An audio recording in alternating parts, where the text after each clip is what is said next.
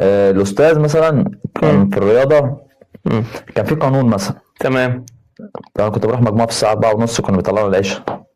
4:30 العشاء. كان بيدينا ساعتين، وكمان كان بيطول على الساعتين ده كانت كمان. محاضرة رياضة كاملة بدون استراحة. صح الله. ربنا يكرمه يا رب. عايز يشدكوا يا عم. هو طب ما شاء الله انت خلاص وصلت اهو، يعني الراجل جاب الحمد لله. نتيجة. ربنا يبارك. ربنا يبارك له استاذ محمد. ربنا يبارك. فمثلا وقف الفصل كله عشان القانون ده.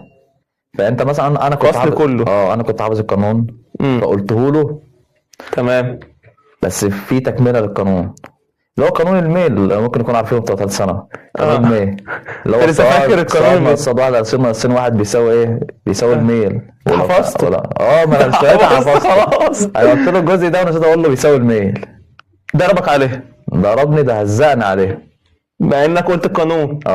مع ان بقى المشكله بقى في ايه؟ ان انت حافظ، بس بقى لما طلعت في الدرس تحس في أنا ستريس ليه عليك ما جامد. عملتش كده.